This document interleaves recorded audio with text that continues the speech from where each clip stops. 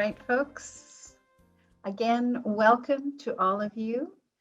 Welcome to the third session of Union Station Homeless Services Changing the Narrative series, where we have critical conversations about housing and homelessness with an amazing panel of experts. I am Ann Miskey, the Chief Executive Officer of Union Station Homeless Services, the largest provider of homeless services in the San Gabriel Valley. Now, today our series will focus on building better cities with three amazing panelists. With us today is Steve PonTell, the Chief Executive Officer and President of National Core, one of the nation's largest nonprofit developers of affordable and senior housing. Shawn Morrissey is Senior Director of Advocacy and Community Engagement at Union Station Homeless Services. And our last panelist, Vinayak Bharne, is an urban design and city planning practitioner, adjunct professor, associate professor at USC School of Architecture, principal and director of design at Moule and Polyzoides Architects and Urbanists, and sits on the Union Station's board of directors. So today is about creating better cities. We know right now that lack of affordable housing is at a crisis in our country, in our state, our county, and in our cities. Disinvestment in affordable housing since the early 1980s has created this crisis, and we see the results everywhere. We see the tens of thousands of people in Los Angeles County experiencing homelessness, and the numbers continue to grow. But it's not just people experiencing homelessness that are affected. It's our young people, our seniors, families, our essential workers who cannot afford to live in the cities where they work or in where they grew up. Affordable housing, or the lack of affordable housing, is a crisis that affects all of our communities. Now, when we talk about affordable housing, however, many people's mind instantly goes to that picture of what we call the projects, right? In some big cities, ugly, industrial looking buildings in unhealthy neighborhoods and in neighborhoods with lack of opportunity. That is absolutely not what we're talking about today. Today, we are talking about creating affordable housing, but really, how do we create communities? How do we create neighborhoods and cities that have housing that is affordable for people, but also communities that are inclusive, that are healthy, that are beautiful, that lift people up? That's what we want to create. Truly inclusive cities, not where we put those people over there separated, but where together we can create something. Because ultimately we know it is the neighborhood that makes the individual, not the individual who makes the neighborhood. Neighborhoods can be about lifting everyone up. Now, with that, I would like to welcome our first speaker tonight, Steve PonTell from National Core. And Steve is going to talk to us about some of the issues around building and creating affordable housing. What are some of the barriers, as well as some of the opportunities? So Steve, I'm going to turn it over to you. Welcome. Thank you, Ann, and thank you to you and Union Station for convening this discussion. Because I think the more information people know, then the more opportunity we will have to solve the challenges that we face. So I'm going to give a very quick introduction, kind of looking at two things. One is how did we get into the current shortages that we have? And number two, just a little bit on the pure magnitude of the challenges that we're facing. So first of all, the primary reason we have a challenge of affordability of housing is because of the lack of supply.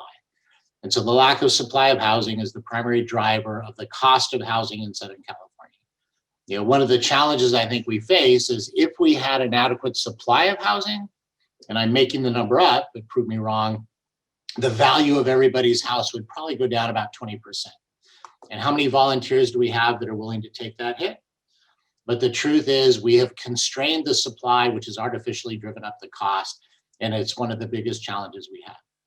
And the primary reason the supply has been constrained is because of the fiscal structure of local government. Since Prop 13, cities have not seen the fiscal benefit of producing housing.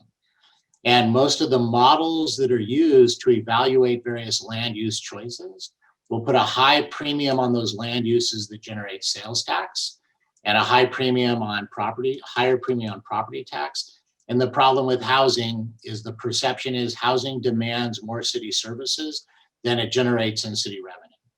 And so cities for the last few decades have been making decisions to prioritize retail and deprioritize housing. And at the end of the day, that's the consequence of what we face today, is the shortage of housing and being oversupplied in retail, where we're probably 2 times overbuilt and 3 times overzoned for retail, because that's what cities need. And you can't blame cities, they're playing the cards they're dealt, because cities have to balance their budgets and they have to deliver services, and they don't see housing as a benefit. The second big challenge is the issue of what we expect housing to pay for. What's the purpose of a house? Because cities don't see the benefit of housing, they add every additional cost onto the cost of the production of housing. Roads, water, schools, sewer, police, et cetera. All of those costs get layered into fees and mitigations associated with housing, which significantly drives up the cost of the production of housing. And so all of this goes into the box of we've created an environment where the cost of producing housing is very high and the current cost of housing is very high. And one of the biggest challenges we have is the political clout in most of our communities rests with the people that already have housing. And so they like it the way it is. And they like the neighborhoods the way they are. We use terms like NIMBY, but it's essentially people that are very comfortable with what they have, whereas people that do not have housing are not a very strong political force. And so if you're a local government elected official, not only do you not perceive the fiscal benefit, you certainly don't perceive the political benefit of seeing the additional production of housing. The thing that is starting to change is that the state of California is beginning to put more pressure on local governments to not just say they want to produce housing, but actually see housing produced. So it's going to be interesting to see how that plays out in this upcoming legislative session.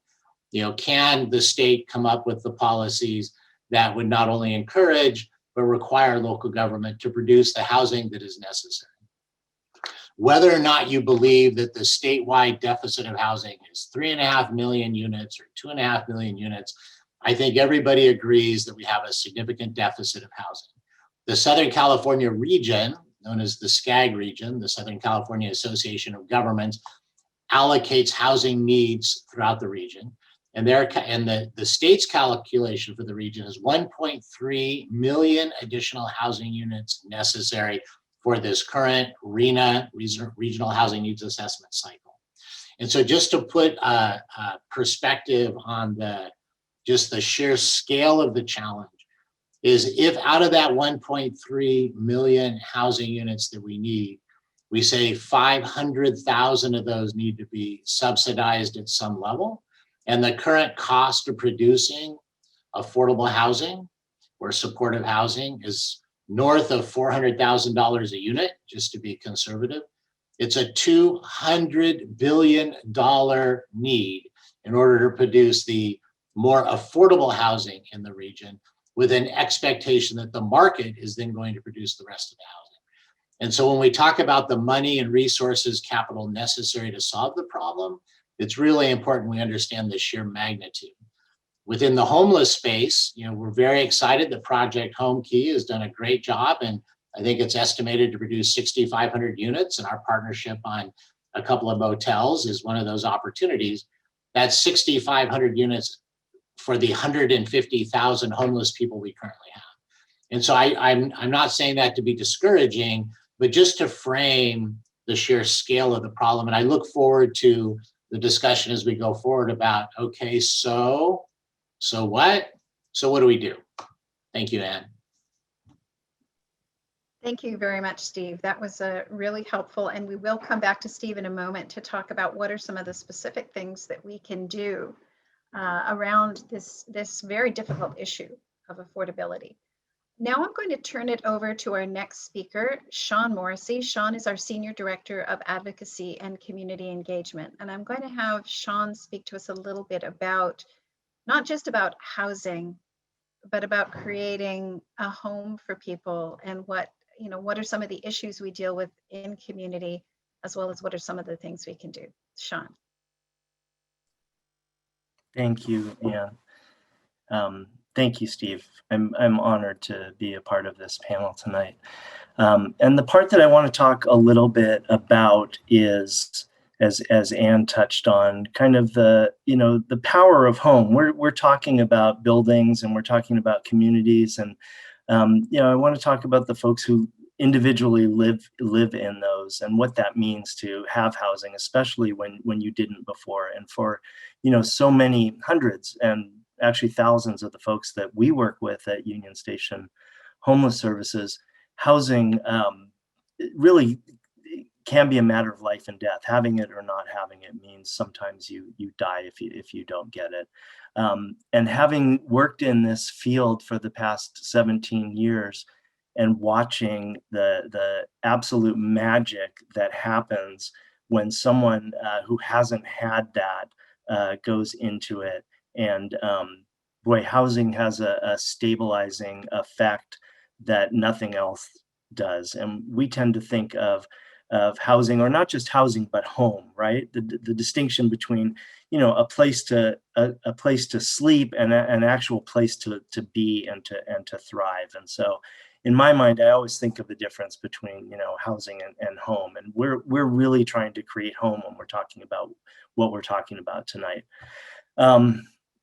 I think of, 2 years ago, we had an amazing opportunity in East Pasadena to do just that. And that was in the form of a motel conversion that those of us who had heard about it were very excited, because we were taking a motel that, may or may not have had the best reputation and possibly some issues around it, as so often lower income motels do, and turning it into really a premier permanent supportive building with on-site services, health enhancing services, connections to all of those things that people need, not just health-wise, but community-wise, and nurture and love. And it didn't get passed. In one evening, and over the course of a couple of hours, the whole project got shot down. And I was so sad. I was there that night, and I was there with some people who wanted to describe to the audience what it meant to them, how their lives had absolutely been transformed from street homelessness to being able to go into a place exactly like this. And I was saddened because, so many of the people that I know who are forced to live outside are just beautiful humans, some of the best people I have ever met, who are in the midst of this turmoil and this suffering, this trauma and crisis that is homelessness. Many of them not through no fault of their own. And I've always said this, in the 17 years that I've done this work, and I have met thousands of folks who are unhoused, I have yet to meet one person who did not want their own home, did not want their own bedroom, bathroom, kitchen, the safety and security of being able to lock your door behind you. And I know that's one of the myths that we talk about a lot, because that is a common stereotype, is that people are choosing to live outside, and we know that to absolutely not be true.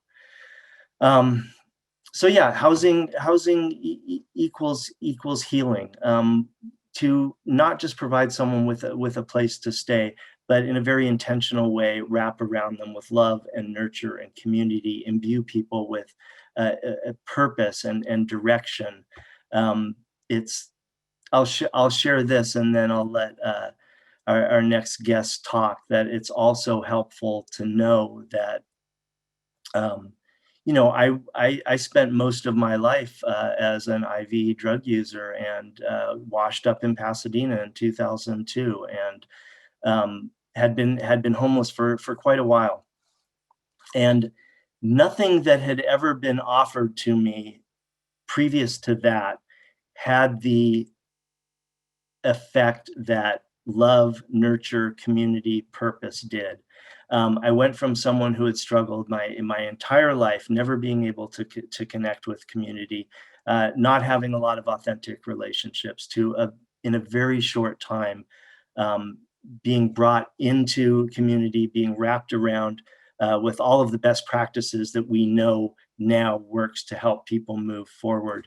And I began to thrive in a way that I never had before. And so when I talk about the magic of housing and community, the transformation that has on people's lives, we can't underestimate that when we're talking about this. You know, if you had seen me in 2002, I was scary. I just was. There's no other way to describe it. But I looked like most folks who are on the street, but that's an outward presentation that happens as kind of a byproduct of being forced to live outside. But inside, you know, I vibrated with all of the same longings, hopes, and dreams that everybody has, which is healthy community, authentic relationships, and a home. And I will tell you that you can provide all of those things that I just talked about and leave the home out of it, and nobody gets better. Nobody gets well living on the streets.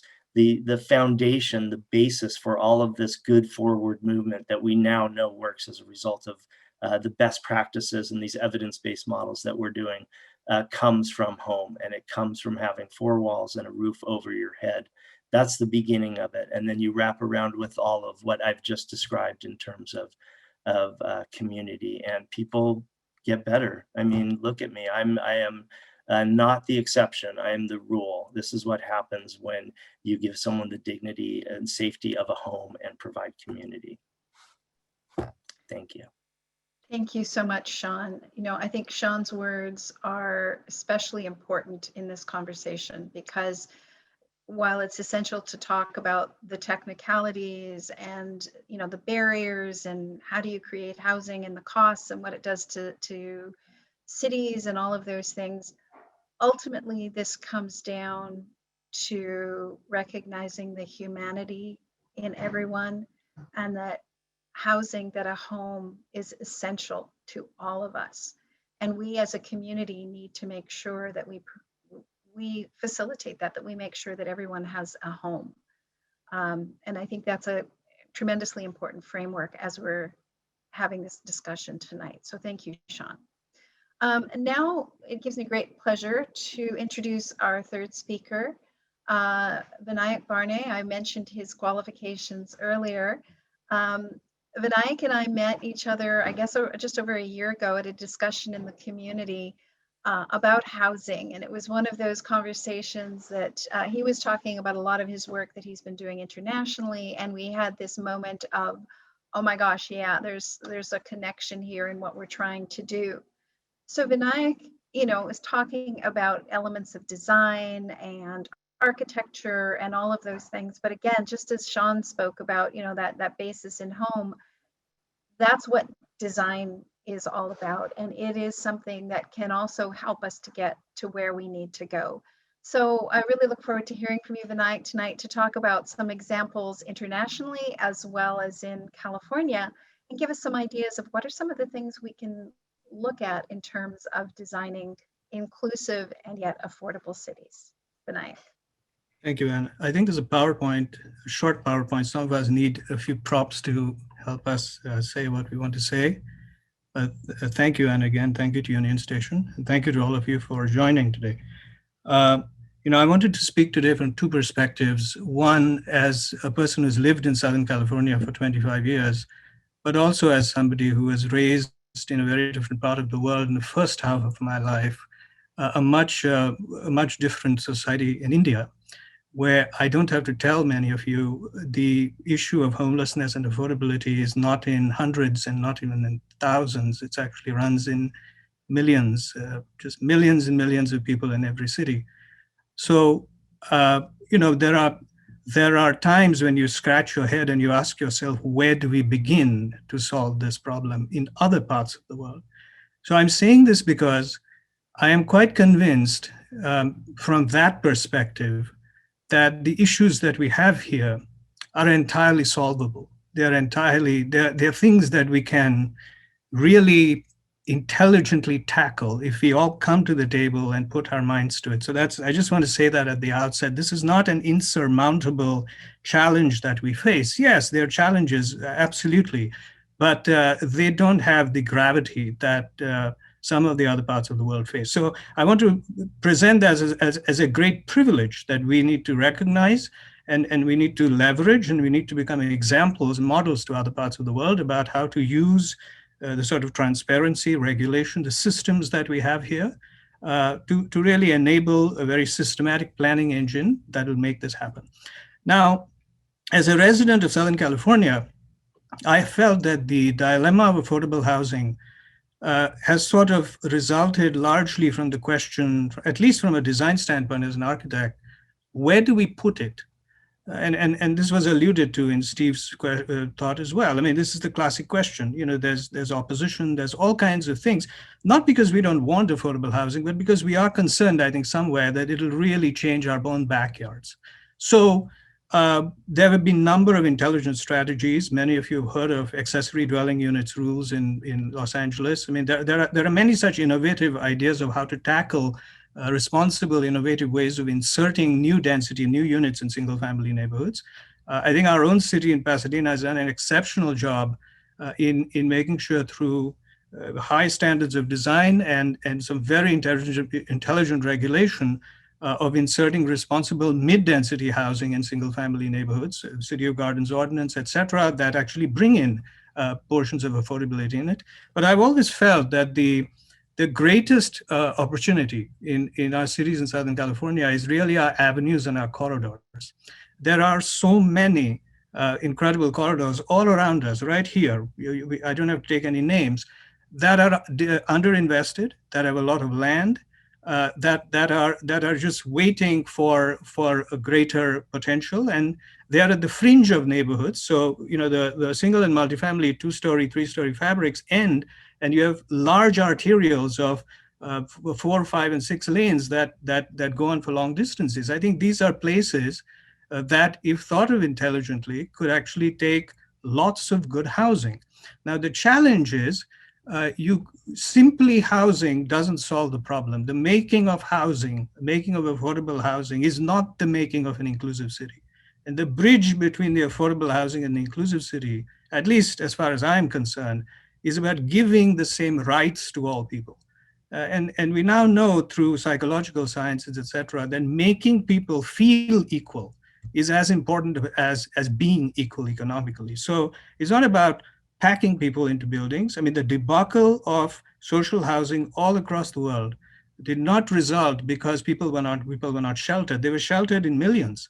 But these social housing projects have failed again and again all across the world because the larger planning instruments that were needed to frame them were completely absent. They didn't have enough mobility strategies to take people to their jobs every day. Children had no areas to play. Public spaces were not available. Your requirements of your daily use were not available, et cetera, et cetera. So next. So I just wanted to run you through 3 or 4 projects that we've been involved in at Moule and Polyzoides, just to sort of spark the discussion. You know, one of the great opportunities that this need for affordable housing presents us is to really rethink our corridors that are disinvested as fantastic scaffolds that can take beautiful mixed income housing. This is a very modest project we did 10 years ago in a modest city called Lancaster near Palmdale in California. You can see the slides to the left. It's a sort of disinvested large street, 100-foot right of way. And I get into the design too much. The main point is, by investing, $14 million in this case, the city helped transformed it into a beautiful street that next began to attract a lot of investment. But from the point of view of inclusiveness, what it really did is it gave every member of the community a real place now to associate themselves with. The rich and the poor, if you were people of different incomes, you would now have a space right in the heart of where you wanted to be to really feel that it was your own. You could claim this space as your own. From an economic standpoint, next, this transformation began to attract development. And over the next 3 years, as less as 3 years, I believe the city brought in more than $280 million of return of investments. The point I'm making is that our streets, our avenues that are at the fringe of our neighborhoods, if we begin to think of them as potent place types that are not accidents, that are not sort of fringes, but really beautifully designed places that have a robust mixed-use public life, we now begin to see them as sites where you don't have to disperse the people or pack them, but really create mixed income neighborhoods where people of different incomes can live in different kinds of housings, all sharing the same public realm, which is really the way of being more inclusive. Next, the second point is to change the rhetoric from housing to community and neighborhood. This is a very important point Anne alluded to in her preface. This is a project we've been doing in Fresno, California, for the second poorest community, I am told, in the United States. What you see on both sides of this plan are two I should say, neighbors that are not doing very well in their daily health. And this is a large swath of land that has been assembled. The city is investing money to create a central park in the middle.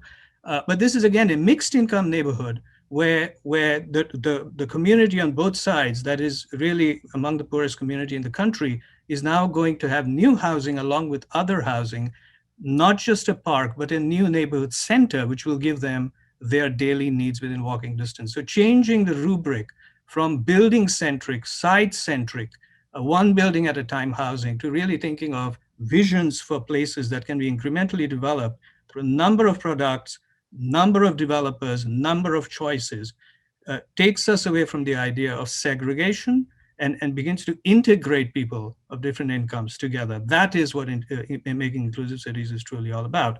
Next, the last one I wanted to show you, at least in region locally. Next, please. Yeah, so that's the plan. Next is right here in Pasadena, a very enlightened developer, Heritage Housing Partners. This is another wonderful opportunity. Can you go back one, please? A wonderful opportunity that the need for affordability presents us is to bridge conservation with new design, and to recognize that affordable housing, mixed income housing, is not something that needs to be a detriment to the community, but actually could be a trigger to an enormous renaissance, particularly in areas of the city that it is invested. Fair Oaks Court is north of the freeway, in an area that's not Colorado Boulevard, not the center of the city. And this is a simple project that really took a bunch of bungalows that were already on the side, restored them, that you see, and in front of those, you now have 31 units of housing that are designed, that some of which are low income, moderate income workforce, et cetera. Again, this is a mix of market and workforce and affordable housing. And I was just talking to the developers today morning, and they were telling me how in the courtyard at the back, that's where all the people actually gather. So you have a gathering space where people of different incomes living all around this community come together in the best sense of the word.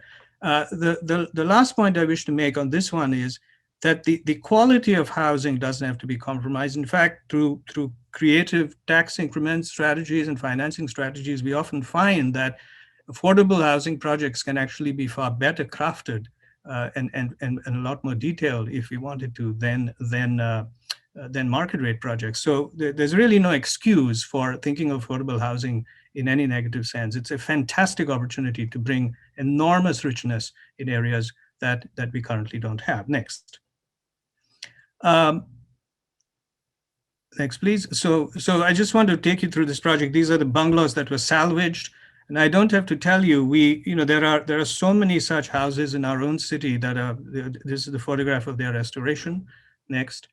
Every time a multifamily project happens in our neighborhoods, anywhere in Los Angeles, particularly in Pasadena, you have simple traditional houses that are not nationally registered or anything of that nature, and they don't have a buyer, so they usually have to be torn down.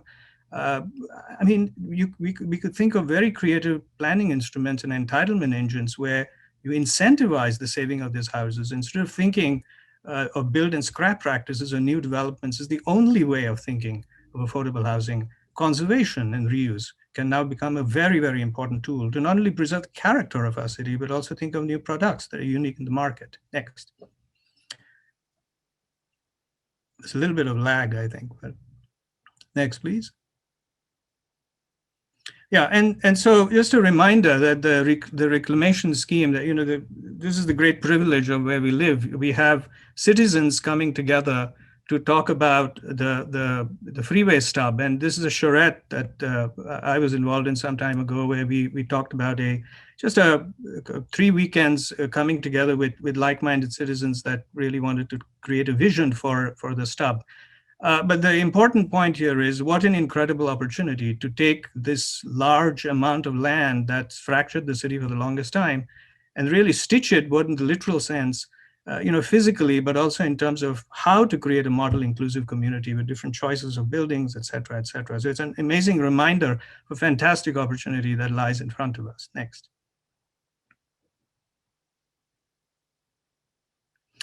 I want to end with two things. Last year, I'm going to shift my gear now to a professor at USC.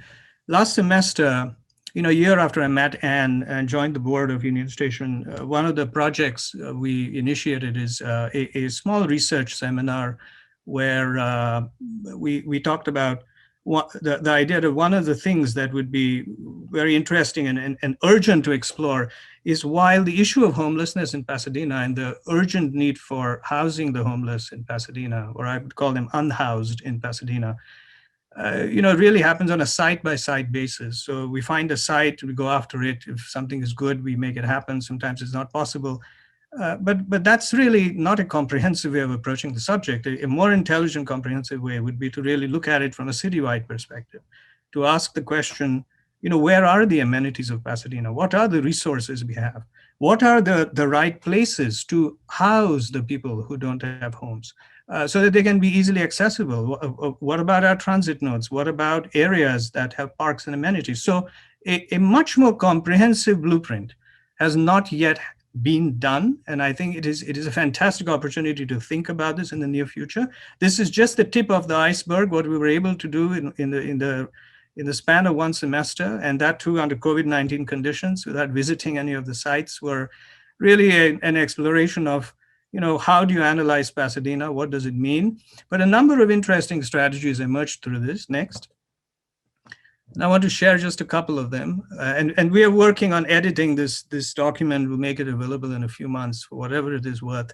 One important one was what I just spoke about earlier. We managed to identify all the sites within multifamily neighborhoods, that are going to take new development. So there are all these simple traditional homes, Victorian houses, simple bungalows that, like I said, are not registered, but they obviously will be replaced by new development.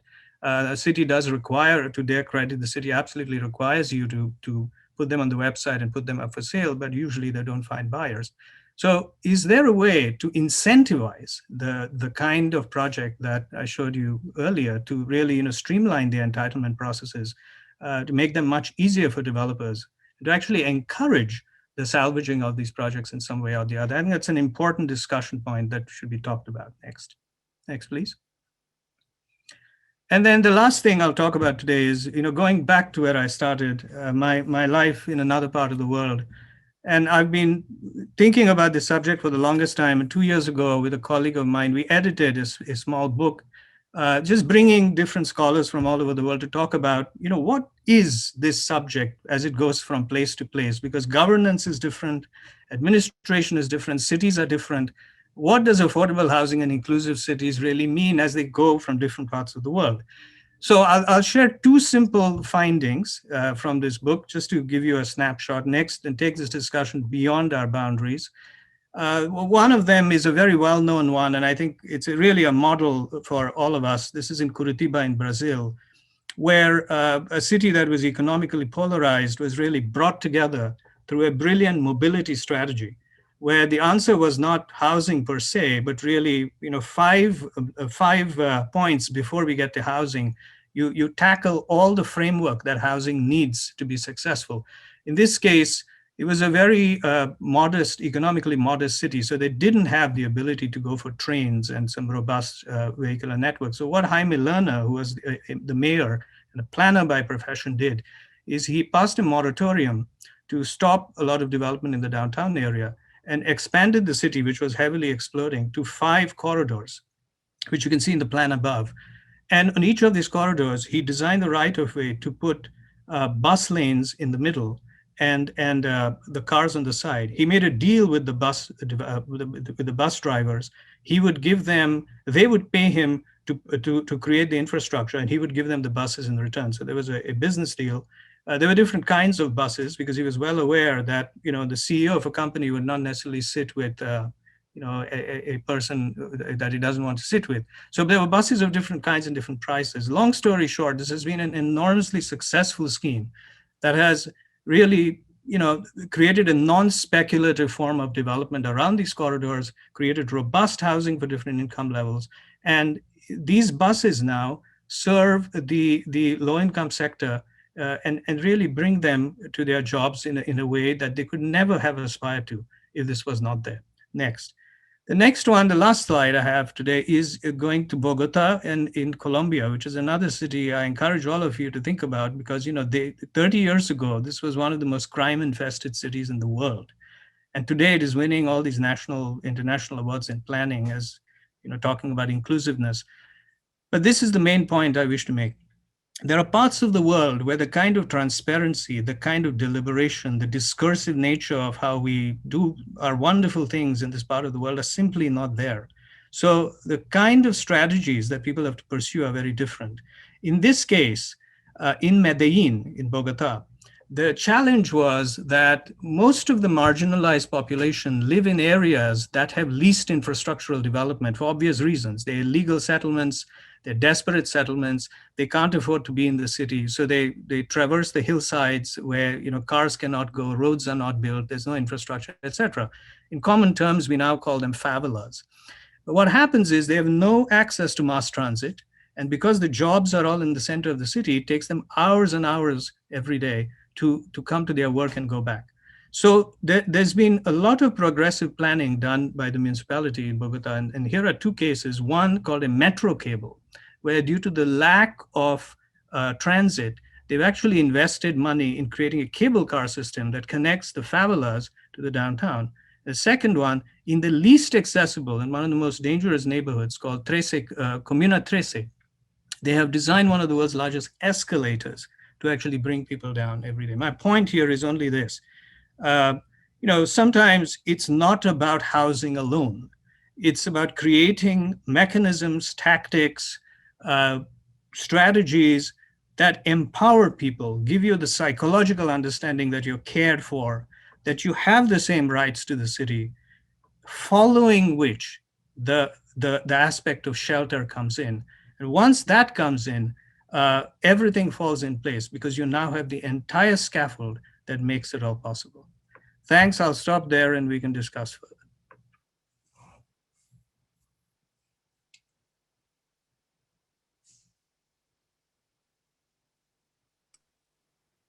And you are muted. Oops. Sorry. I don't know why. It was making me triple unmute there. Thank you, Vinayak. So now, Steve, I'm going to turn back to you because you talked at the beginning about many of the barriers and the difficulties cities face, that developers face in developing affordable housing. But what would you say are some of the things that we can do, we as cities or we as individuals can do? Great, thank you, Anne. And Vin, that was a great presentation. And Shawn, also thank you for sharing. And I think both Shawn and Vin hit on one of the things that's really important that we start with is who the people are that we're talking about. Because it's really it's really easy to characterize those people. And so we're clear, population growth in California is driven by births over deaths. Out-migration exceeds in-migration. And so people are leaving California. And I'm sure you've seen the headlines, and all you have to do is take a look at the U-Haul report about where U-Haul's going. And I think Tennessee just became the #1 place for one-way U-Hauls. I think California is number 48 or 49 near the bottom. And so the people we're talking about are us. It's us. We're talking about Californians. And when we can think about it, one of the conversations I'll often have with people is, okay, don't you want your children nearby? And people may say, yeah, no, not really. Well, how about your grandchildren then? Because if a community becomes a place where the people that grow up there can't live there, then that community really needs to have an honest conversation with themselves, let alone thinking in terms of the people work there can't live there. And so how do we think about who we're talking about and then the opportunities associated with that? The second part of that equation is, who should the advocates for housing be? And one of the things that we've had some success in is working with, and I'll just lay out a few, the health community. Housing is one of the primary social determinants of health. So if we want to bend the cost of healthcare, we need to increase the quality of housing. Because one other key important factor to remember is the people that we're talking about are already here. And so the way people primarily respond to a lack of supply of housing is living in overcrowded circumstances, which puts more strain on municipal and other services than if people were adequately housed. And so if you think about healthcare as one area, education's another. The number of unhoused students we have in our school system is going to have a multiple generational impact on the quality of our state, our economy, our communities, because students that are adequately housed get a better education than students that are not. The business community with regard to the ability to attract and retain employees, the faith community. And so if we build coalitions among those that are most affected and they become the advocates for solutions, I believe we can overcome a lot of the political opposition that exists and perception opposition that exists. And then the other thing that builds on, what I talked about before is we really need to rethink how we pay for things. Because should housing be paying for, transportation? Or should there be another mechanism for paying for improving transportation, or water, or sewer, or stormwater, or parks, or fire stations, or schools? And so until we come up with better ways to pay for things and we add all those costs on the production of new housing, we are going to continue to distort the market and distort the ability to produce housing. And then the final point I'll make is also piggybacking on Vin, is we really have to be thoughtful about land uses. I'm a city planner, Cal Poly San Luis Obispo, and I got a planning degree a long time ago. And, we really were pretty intent on separating uses. Well, I think, whether it's activating a street, whether it's reusing shopping centers, whether it's really being thoughtful about mixing of uses and the integration of uses, we need to come up with new design solutions. And, we are still the most creative place on the planet across all industry sectors. And so if not us, who in solving these challenges? But there are design solutions, there are fiscal solutions, there are political solutions that I think can move this forward. And it takes the community coming together and the system that is a community being thought about in order to address a lot of this. And so I'll pause there. And then if we want to get into some more specific legislation and stuff a little bit later, we can. But really, those communities that want to solve the problems have the tools to solve the housing challenges that we have. Great. Thank you, Steve. That brings up something that I think we've alluded to, but a lot of the barriers are more technical, but I think you just put your finger on it. If cities really want to make it happen, they can, but there are politics involved. There is the NIMBYism, the not in my backyard. And I think a lot of that has to do, again, with the perception of what kind of housing is. And tonight we're really talking about reimagining that. And, then through some of the things that you showed us. So how do we have that conversation? What are some things, if any of the panelists want to jump into this, that we can do to activate the community in ways that the elected officials and the bureaucrats are going to hear? Because, we still keep getting the pushback and let's put those people somewhere else. So would love to hear some thoughts about what are some things we can do to get cities to really pay attention to some of these great ideas? Well, I'll just echo again and then toss it about, bringing those people to the table that are most affected by the shortage of housing. And, the healthcare community is very receptive to this conversation right now. The education community is very receptive to this conversation, and many in the business community are. And then the faith community is also not only willing to lead in this area, but is thinking about land use in and around, various facilities, churches, et cetera, that they have, and how to potentially use surplus land. And so I think it's a convening opportunity, for organizations like Union Station, like you do, to bring people into the room that have a different view. So if Huntington Hospital in Pasadena stood up in a meeting and said, we need this many housing units for these many people in order to be able to continue to produce and deliver quality healthcare in Pasadena, that would get a completely different reception than a houser, talking about a motel conversion, Shawn, and trying to convince people that this is, to their benefit. And so thinking about how we mobilize those interests is, I think, a real opportunity that we have. And just to leave you with a couple of other acronyms, everybody knows what a YIMBY is. And I don't know how many people know what a banana is build absolutely nothing anywhere. And then one of the biggest challenges we have are NIMTOFs, not in my term of office. And so all those things are at work that we're having to balance with as we continue to move forward. Thank you. That's great. I learned some new expressions. I'll definitely steal those, Steve. That's great. Shawn, a little bit more on that. One of the questions we have from our audience tonight kind of, speaks to this is people's fear. And somebody asked, with 25% of the homeless population having mental health issues, how do you integrate people with serious mental health issues into permanent supportive housing? Yeah, thank you for that. I would say that we've already integrated people with serious mental health issues in housing. The majority of people with untreated serious mental health issues are already living in housing. I might actually be next door to a couple of them myself, based upon my 10 years where I've lived here. I think that to Steve's point, part of this really is about seeing people who are unhoused as deserving the exact same things that the rest of us deserve, instead of in terms of a home, a community, safety, access to real resources and services.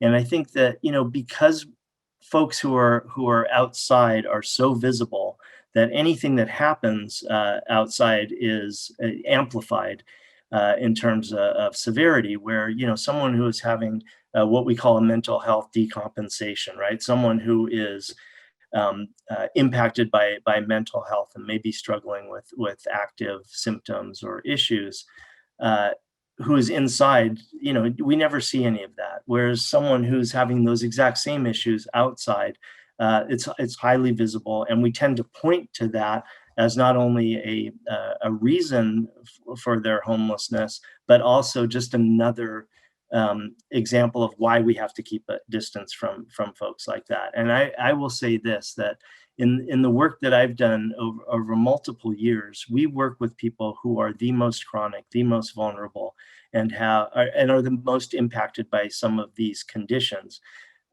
First and foremost, housing has a stabilizing effect. You couple that with effective and accessible resources, and people just begin to get better. I can't emphasize enough how deeply impacted I was and looked. If you had met me 18 years ago, you wouldn't know that now to look at me. And again, I am, that's the rule. I'm not an exception here. It's also helpful to note that, we need to bring the lived experience voice into this. We need to help people be seen as the human beings and the whole human beings that they are. Mental health or mental illness just being one small aspect of what makes up that human being.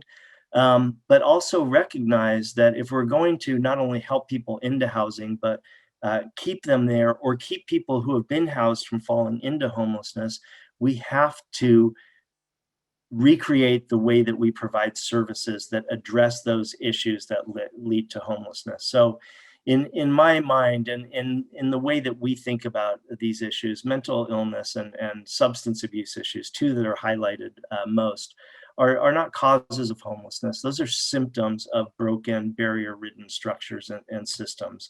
The structures that are the systems that are meant to catch these issues before they result in homelessness are completely barrier-ridden. It takes 3 months to get in front of a psychiatrist to get medication.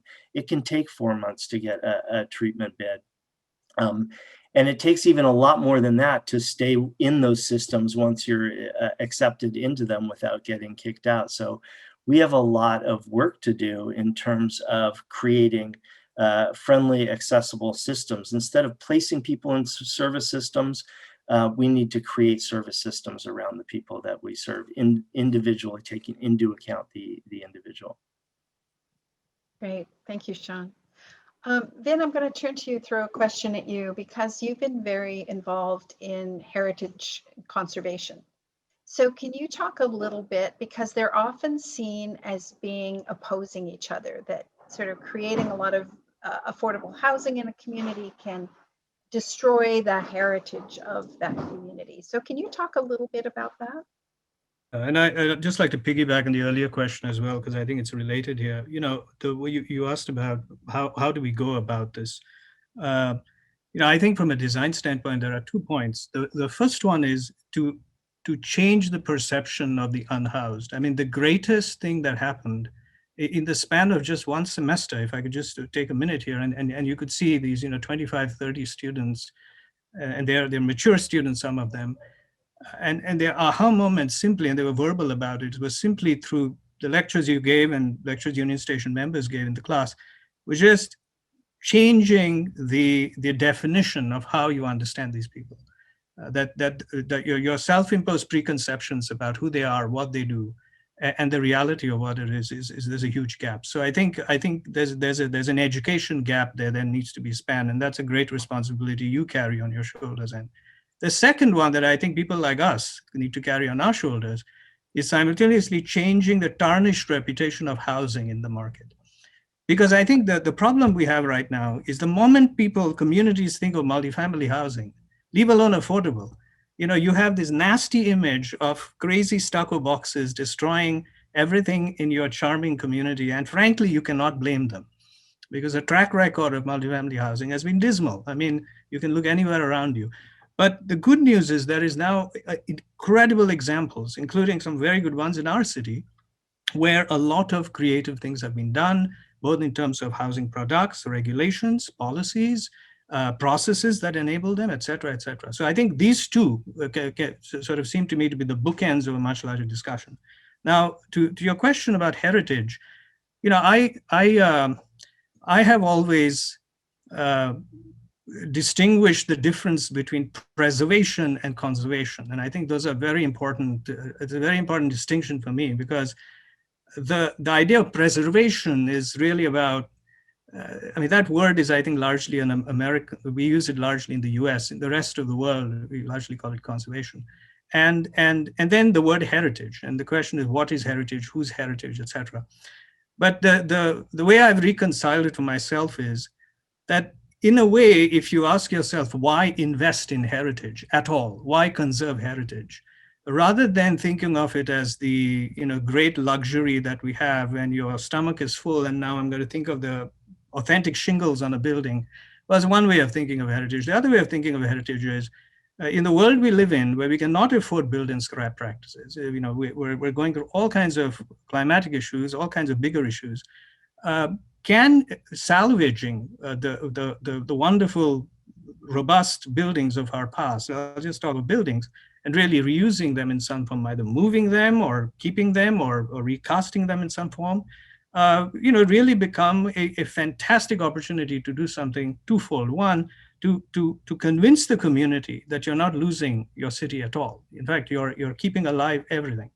And second, to actually generate some very interesting products in the market that have been absent for the last 50 years. I'm talking of something as simple as a bungalow court in Pasadena. I mean, just to give you a simple example. In theory, if you could collect all these bungalows that are going to be demolished in places for multifamily housing, and shift them like some of these developers have done in Pasadena, and revive the tradition of bungalow courts and lanes adjacent to single family neighborhoods.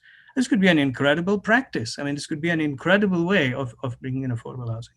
And the third point, the nexus between heritage is really, the recognition that there are already numerous buildings in Pasadena alone, motels, built in the 60s and 50s, churches. There are so many buildings that are waiting for a new use.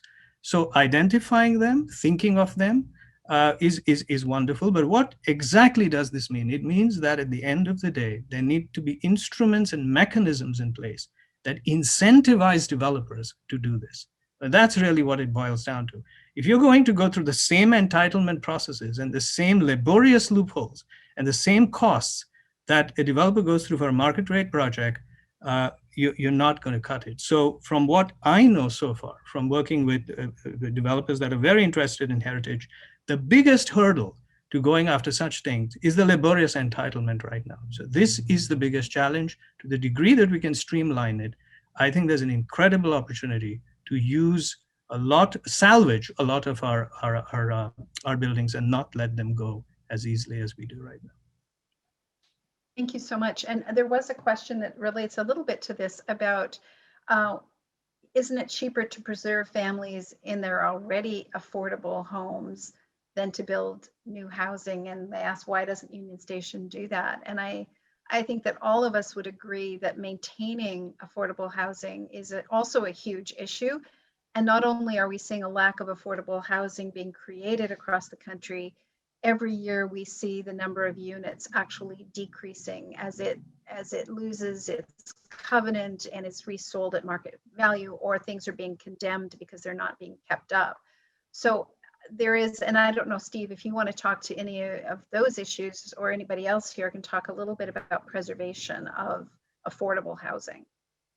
Right. I think Los Angeles County has about 10,000 affordable units where the covenants are burning off over the next few years. And I can tell you we're not producing that many new units. And the challenge when you talk about gentrification is if the market is driving an increase in value, then you're going to have buildings that are going to be acquired and renovated, and the rents are going to go up. And so there's a lot of conversation around naturally occurring affordable housing. How can we acquire, maintain, preserve those that are affordable at a quality point? Because unfortunately, the vast majority of the affordable housing we have is affordable because it's poor quality. And so at the end of the day, how do we improve the quality of the housing and maintain the affordability is one of the big challenges that we need to juggle. And there are answers, there are ways to do it, but it takes a concerted effort to do it. And to piggyback on Vin's comment too, the systems and processes determine a lot of what happens and does not happen. And the amount of time it takes and the amount of uncertainty in a process about being able to get a project done is another huge cost factor in trying to have creative discussions and determine what alternatives are.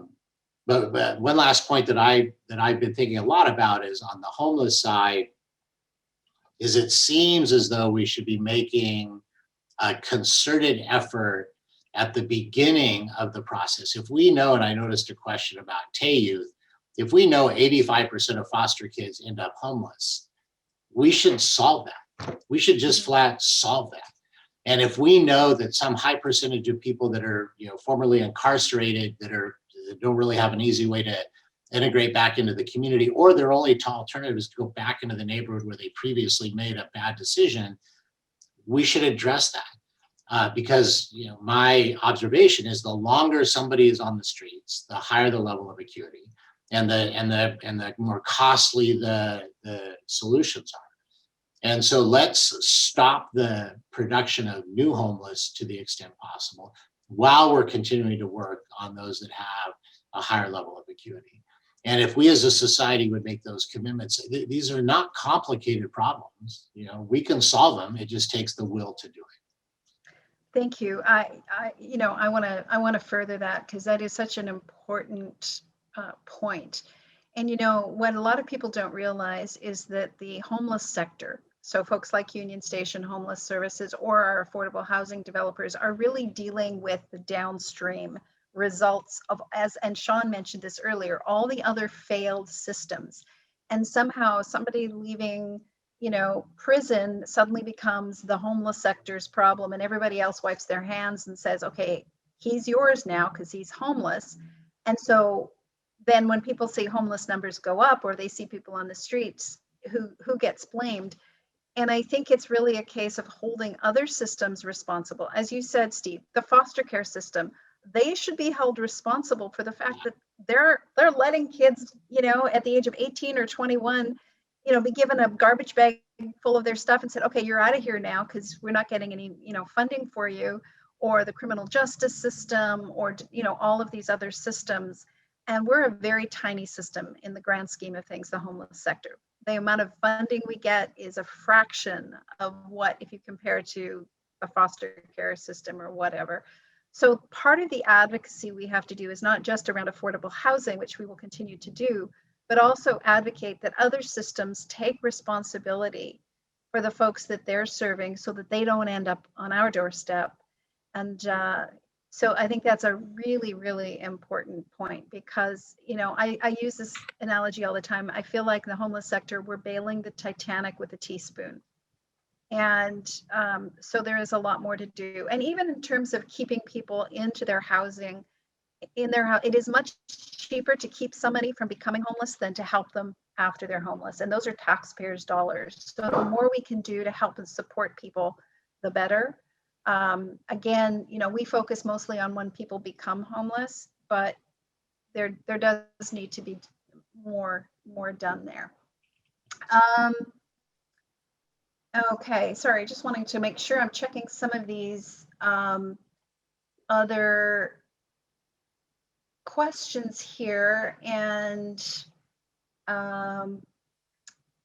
what about the transformation? A lot of people are asking about with COVID, we have seen telecommuting become the rule. And a lot of people are talking about the fact that we probably won't all go back to our offices after this is done, and that office space will become available.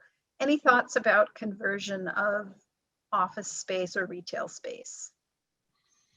Well, I'll take an initial shot at that. So in the mid 90s, I did a project with Caltrans called WorkSmart that looked at telecommuting. And I was predicting that the wave of the future would be telecommuting, and that would change the urban fabric. And then after the economic crash, 2008, 2009, I was predicting that the wave of the future would be telecommuting because business would be much more cost conscious. So I've been wrong twice. So this time I'm predicting the wave of the future will be telecommuting. I figure if you keep making the same prediction long enough, eventually something's going to change. But the issue is we have to really understand that only 30% of the jobs are telecommutable. And so you're talking about a slice of the workforce. And telecommuting is not something that will be, that there's even a significant percentage that will ever be 100%. And so maybe people will be able to telecommute a day or two a week, and then they will be going to wherever work is. So I'm actually not anticipating a significant reuse of office space. There may be some in different places, and there may be more satellite offices, and there may be a variety.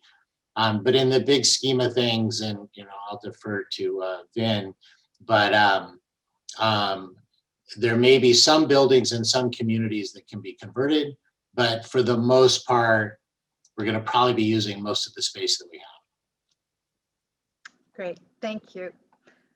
I'll yeah, add go ahead, Ben. there, Anne. Office buildings, mainstream office buildings, have the great drawback of being completely sealed, airtight buildings. When you look at a mainstream office suburban building, it's not the greatest thing in the world because they're usually designed as airtight containers. The only benefit they have is they're very high ceilings. So if you can retrofit it, sure, and they're designed in usually materials that are much more robust than housing. But on the COVID side of the question, if I could shift the emphasis of the question a little bit, I think the one thing that COVID has done dramatically for us on the psychological front is reminded us of the virtues of what I think we could call it the polycentric city, which is the idea that there has been a time before the champagne bottle burst where we did not have to go too far from our homes for absolutely anything. And in the COVID condition, because we can't afford to, we really don't want to. So that means that your necessity for public and private open space has to be right next to you. Your daily needs have to be right next to you, et cetera, et cetera. So I've been doing a lot of sort of reading about this in terms of how other countries are handling this. And I'm going to say something a bit radical here. I don't know how it applies to us. Maybe it doesn't. But in Japan, for example, which is a country that has handled the COVID-19 crisis extremely well, actually, at least from what I read, the zoning of Japan is actually quite the opposite of the zoning of what we find here. In the US, land use zoning is the separation of zones, as Steve talked about. But in Japan, it's the exact opposite. In Japan, if you have a residential neighborhood, you can actually put in any kind of use you want in it, except for a toxic use. So it's a very inclusive zoning code. If you want to bring in retail, you can bring in retail. If you want to bring in office, you can bring in office. It only tells you certain things that you absolutely cannot do. Whereas in our codes, we are very, we're very careful about what you bring into a single family neighborhood. So my point is, I've just been thinking about this aloud for myself, whether the need for being not too far from your home begins to spark bigger ideas about how we think of policy at a neighborhood scale. Not to really do catch as catch can and destroy the character of what we have, but in a far more reflective and organized manner. Can this become a much bigger incentive for us to rethink land use and policy that we've not thought about before? Yeah, I agree with that. I think there is some real opportunity along those lines. And if I may, on one of the questions I just glanced at, this perception that, and I tried to make the point earlier, if we build housing, it's going to create more people. There's never been one documented case of a house or an apartment having a child. And what people don't understand is the people are here now and they're not adequately housed. If we had people adequately housed, the issues of parking and traffic congestion would be much less, because the biggest challenge is the people are here not by design. The density is here not by design. And so if we can just understand that dynamic, that we're talking about us, we're talking about our children, and we're talking about people that are here now, trying to get people adequately housed, we'll have significant community improvements on all infrastructure. I think that's a really important point, especially on the traffic, because there is this idea that you build it, you're going to create more congestion. And I think there's actually been studies to show that, in fact, as you said, Steve, it's just the opposite, because you're forcing people to commute long distances. They can't afford to live here. Most of the traffic, my understanding is actually commuter traffic. The other thing that this brings up from what you were just saying, Vinayak, and kind of gets back to the theme of tonight around inclusive cities, is that our cities have so often been built to exclude and to separate people. And even the nice areas of the city don't have that feel of gathering places. Everybody's kind of in their own little, their bungalow with their yard, kind of that American dream. And yet I think what we're seeing is that a truly inclusive city can connect people in ways that are pretty profound and move us to places of real health. And we're truly what we're talking when we're talking inclusion. And some of the students in the course that Vinayak talked about showed how design connects people. And I think we saw from your pictures, and I think it was Lancaster, how having this place that brings people together in real ways also creates economic opportunity, right? Because you're creating businesses, you're creating places for people where they want to go. And so inclusion is not about bringing those people into my little neighborhood that I want to keep pristine. It's about how do we create opportunities for each other, and how do we connect us all in ways that are so incredibly vibrant and healthy and exciting. And I think you can see it, even in Pasadena when they redid Old Pasadena and Colorado Boulevard, that it became this vibrant hub of a city. And I think there's opportunity. And I think, the 710 corridor, there are some amazing opportunities to connect the city physically, but in other ways beyond that. And I just want to say something, an extension of that point. I'd encourage our listeners to pick up a small book that, I think it came about 4 or 5 years ago. It's an excellent read. It's written by a Canadian journalist, if I'm not mistaken, Charles Montgomery is his name. And it's a very, very nice book called Happy City. Really, really wonderful book. It's a book really about planning. He's not a planner, he's a journalist, but it's a book about cities. And the fundamental point, which I thought was just really, just spot on, was a simple idea that city making is a happiness project. I thought that was incredibly profound. Just that planning essentially. I mean, I always argue that planning is a health project, considering what's happening right now. But you can argue that planning is a happiness project. That at the end of the day, it's really about generating a happy city. And he goes all around the world to talks to happiness psychologists, etc., and really makes these profound arguments. And one of the cases he brings forth in the book is the mayor of Bogota, Enrique Peñalosa. Who's a very progressive mayor who's done some of these things I showed you. And Enrique Peñalosa says to him, he said, we're a poor country. So why is it that everyone's looking to us all of a sudden today? What happened over the last 30 years that we were able to transform this and make ourselves inclusive? Everyone's happy. Ciclovia started there. Everyone's imitating Ciclovia now. Like, what did we do? And he said, look, the way I thought about it is when I became a mayor, it's like you're living in a house and your neighbor is a multi-billionaire, right next to you. Now, if you try to compete with that multi-billionaire, you're never going to make it because it's just not feasible. So what do you do? He said, what you do is you just become so happy that the multi-billionaire is going to knock on your door and ask you, what is the secret of your success?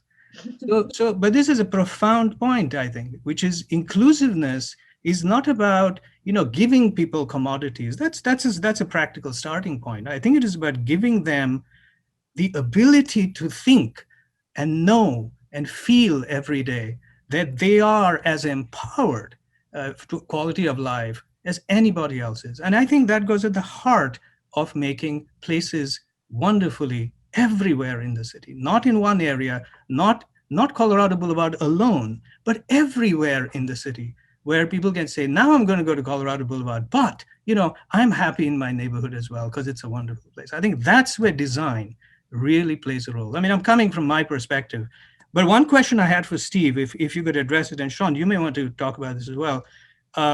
2 years ago, I was in the Netherlands, and I observed something that was magical. Netherlands has a unique social housing model, at least I learned there, where almost a third of the housing stock nationally is owned by housing corporations. And they're foundations, not really nonprofits, they're foundations, but they're backed by the municipality. So because they're backed by the municipality, their ability to get loans and their ability to pay loans is less pressured because they know the municipality is backing them. And as a result, they're able to sell and rent their projects at a much lower rate. And what I saw was magical because there were these beautifully designed neighborhoods where you could not distinguish between a person who has a expensive car versus a person who's just entered the housing and was unhoused, a year ago. And they were going to the same school. The children were. So I wanted to ask you, as an experienced person in this panel, how do you see such practices or such ideas sort of enacting in our landscape here? Yeah, great question. And there are other international models. The British, under Margaret Thatcher, actually did something very interesting. They took all of their public housing and they gave the residents one of two choices: either buy the units so that they would be owned by the units, the properties would be owned by the residents, or convert it into a nonprofit collective that would scale up. And now in Great Britain, you have a number of very large nonprofit housing organizations that have hundreds of thousands of units, that have the scale to be able to access capital at the lowest price points, and the scale to be able to do significant projects. And so that's one of the things that we have an incredibly balkanized, small scale, affordable housing industry and access to capital and, the difference between nonprofits and for-profits. There really are some opportunities for public-private partnerships. And given the current cost of capital, there's a lot that could be done if we were able to really think through how to harness it and, how to be able to move forward. And with the city as a partner, there were a number of questions about, the reuse of retail. Absolutely. There's going to be a ton of parking lots and retail spaces and centers that are going to, have significant mixed use opportunities. With the city as a partner in that venture, the likelihood of it happening goes up significantly. One of the things that I recommend to cities all the time is do the specific plan, do the environmental impact report, get everything ready to be developed. So you take the time and the risk and a lot of the mitigation issues out of the equation. And then you can see, what can be developed within those environments. And so there are a lot of those kinds of things that we could be significantly more proactive on as we go forward. And one other question I notice is I'm a huge fan of congestion pricing. We price the use of electricity, we price the use of water, we price the use of all sorts of things that have a limited quantity, that have a choke point in order to be able to manage the choke point. And so pricing congestion is something that, I think is one of the only solutions we will ever have to congestion in Southern California. And what about, somebody asked a question also about the land trust, the housing trust, the San Gabriel Housing Trust. Any thoughts, Steve? You probably are most familiar with that, about how that can help or? Sure. The more collective action, the better. And so if the San Gabriel Valley Council of Governments is able to come together and create a housing trust that can have resources and can have access to surplus property, et cetera, then that's a good thing. And so I strongly encourage local government to work together with other special districts and other governmental entities in order to be able to identify those opportunities. And it's much better for a region to know what it wants and then go after it than just sit back and wait for somebody to come along and try and solve their problems for them. Great. Someone here also asked about the increasing cost of housing is jeopardizing the middle class. Won't they end up even more burdened by the costs of housing those who are experiencing homelessness? Well, I feel like I'm talking a lot, but I'll take a quick shot at that, which is, it goes back to the comment I made earlier about what should housing be being paid? What should housing pay for? And if you expect the housing to pay for all of the unfunded, deferred maintenance infrastructure challenges that a city has, we're never going to solve the affordability of housing challenge. And if there are people that need to be housed, they need assistance in housing because of significant health-related issues, whether it's mental health or physical health, then the health community should be part of that solution. And so we cannot expect housing to pay for and solve all of these challenges. We have to be much more collective and thoughtful about who are the appropriate partners in order to make it happen. Great, thank you. And I think this is important to mention to folks that leaving people homeless is actually much, much more expensive than housing people.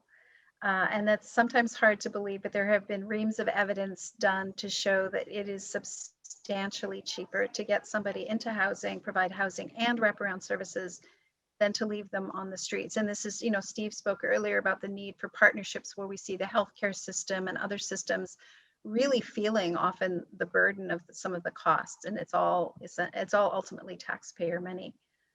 So that is, I think, a really important piece. And then we touched on this too a couple of times. It's not always about building big buildings.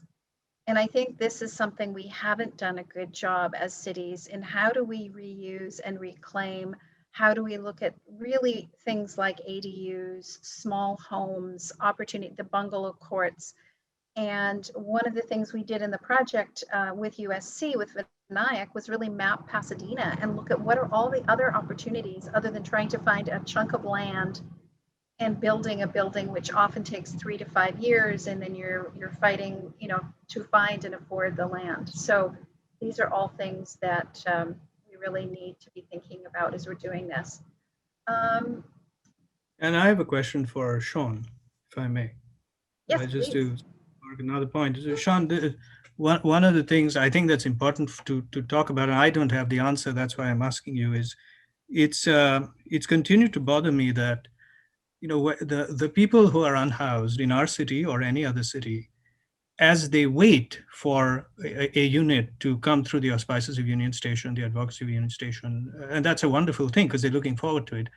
But until that happens, they're still on the street. What can you do to augment their life as they are today before they come to get a unit? Thanks for that, Vin. I think that, that's something that's come up more and more because historically, we didn't even offer housing as part of homeless services. I think that there's been, and in the recent past, I think you just had to be out there and wait. And it's only within the last few years that we've recognized that because we don't even have enough emergency shelter or crisis housing or bridge housing for folks, that it needs to be part of what we do in terms of providing a quality of life, even to folks who are sleeping outside or on the street and encampments.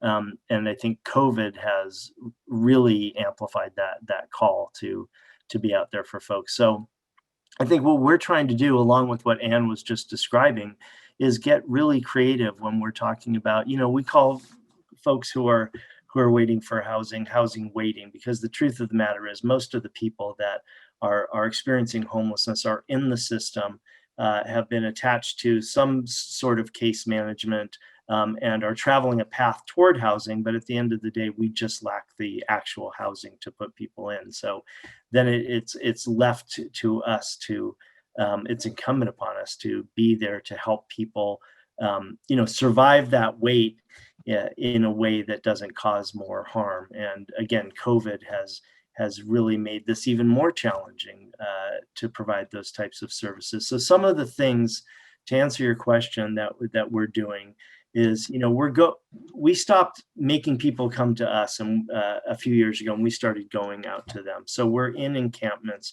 We're trying to bring sanitation. We're bringing medical services. We have what we call multidisciplinary teams with a lot who have a group of different disciplines to provide what people need. We have street medicine teams. We have outreach and engagement workers, housing navigators, providing food, care, wound care, general medical care, medicine, sanitation, all of those things that people just lack when they're forced to live outside. So we're still, as a sector, not doing it perfectly, because more and more people are falling into homelessness. We talk about the idea that last year we housed, almost 22,000 people permanently, and almost 26,000 fell newly into homelessness. So it's a crisis of epic proportions, and most of those folks now, and plus across the county, we've had to decompress congregate living spaces based upon COVID protocols. So there are even more people on the street. So we're scrambling to come up with creative ideas to help people receive those things that they need while they're waiting for housing. One of the things I'll highlight really quick and lift up is the Safe Haven project that is happening at 2 churches in Pasadena, that is providing a safe and coordinated sleeping and living space for people outside within the perimeter, the safety of churches. All Saints is doing this in United Methodist, and then we're going in and partnering with them to provide these coordinated services. That is a creative idea that arose out of the need, mostly based specifically on COVID and the lack of emergency or crisis housing for folks. And I think what's so wonderful about Safe Haven, and it gets to the theme of tonight, is how do you create this community? And community is, housing is essential, but it really is that human element that connects us and that provides healing and well-being for all people. So how do we create those connections? I'm just going to ask everybody in a moment, we're about ready to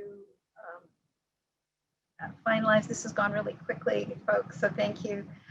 I just wanted to give a really small example, and I think it was something that a couple of you said a while ago that tweaked me about housing and about happiness. Vinayak, you were talking about happiness. And I just wanted to tell people this is a true story. It's a lady I spoke to just a few weeks ago, and she was a mom, 3 children, and she had to flee domestic violence. And she ended up living out of her car with her 3 kids for 3 years.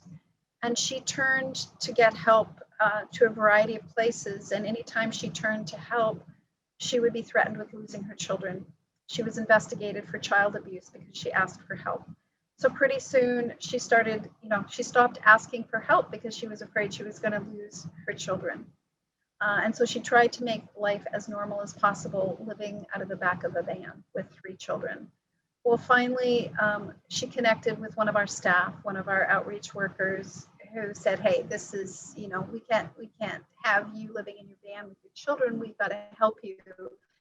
And very quickly found housing and called up the lady and said, hey, we have an apartment. Would you like to come and see it? And she was not very trusting because she had been let down by the systems time after time, but finally agreed to come. And she came to Marv's Place in Pasadena, our permanent supportive housing building built by National Corps. And it is a beautiful building. It is the nicest building in the neighborhood.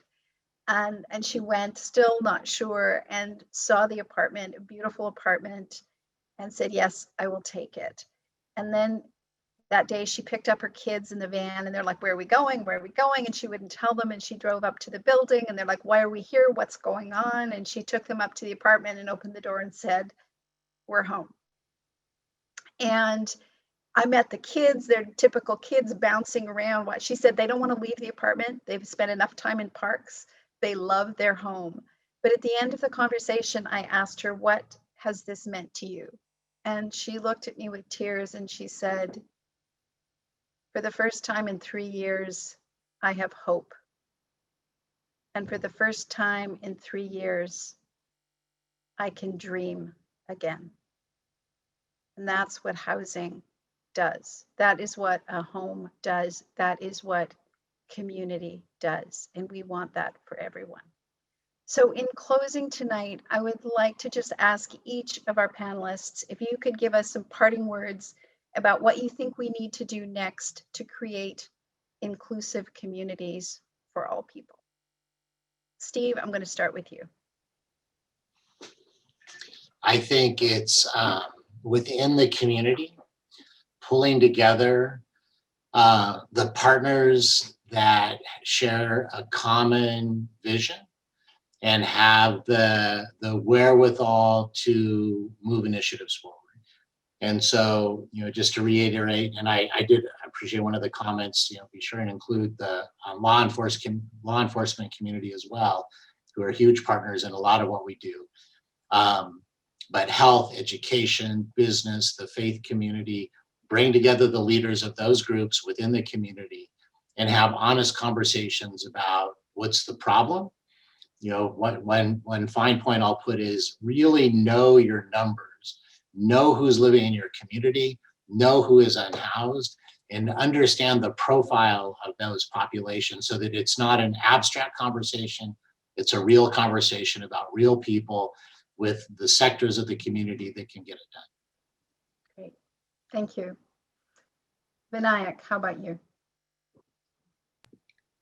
City making of any kind is never a individual project. I mean, we like to think that we've done it ourselves, but it's always a muddle of a complex mesh. It's a muddle of all kinds of entities coming together. It's a constant negotiation of so many different things.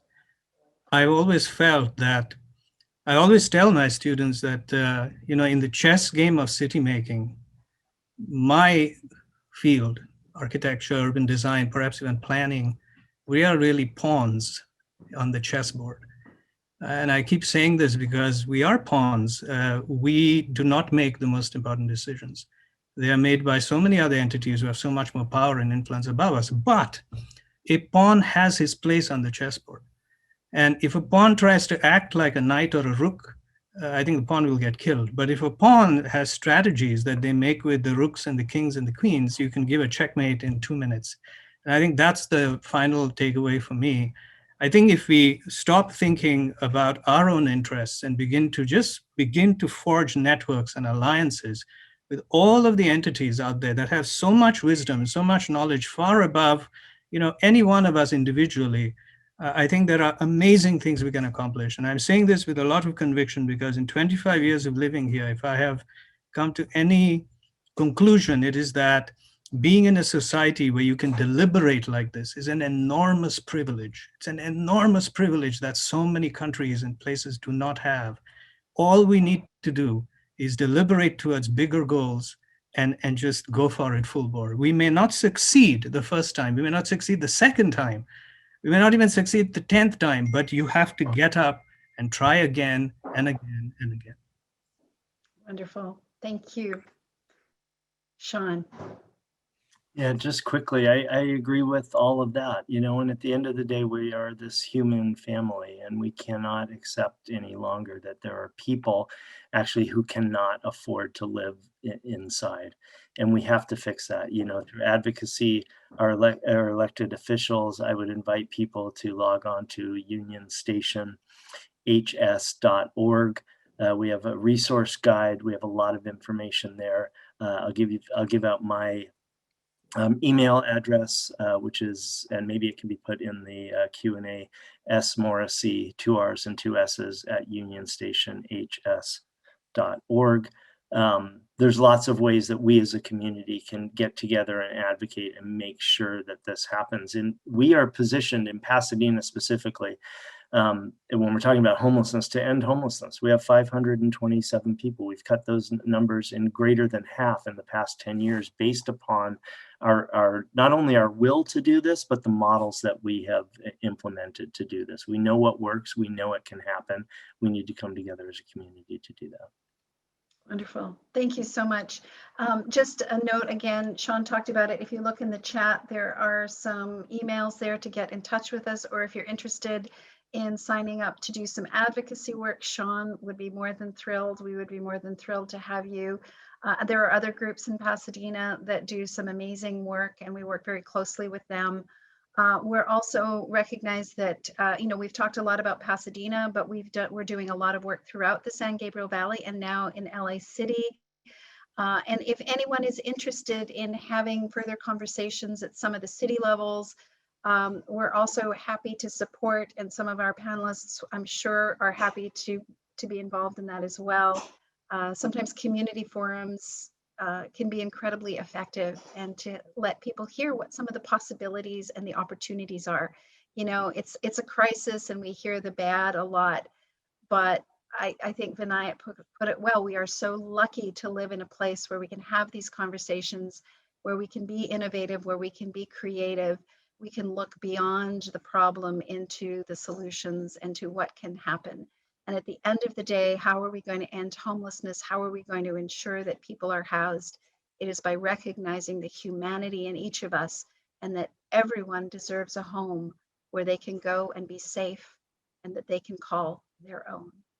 So thank you to our wonderful panelists tonight for your wisdom, your knowledge, your heart, your passion. Thank you to our audience. And remember, we will be doing these series, our Changing the Narrative series. We'll be announcing our next one shortly, so keep your eye open for that. And please, everybody, go safe, be well, and remember, we all need housing. So whatever you can do to help, now's the time. Thank you, and good evening.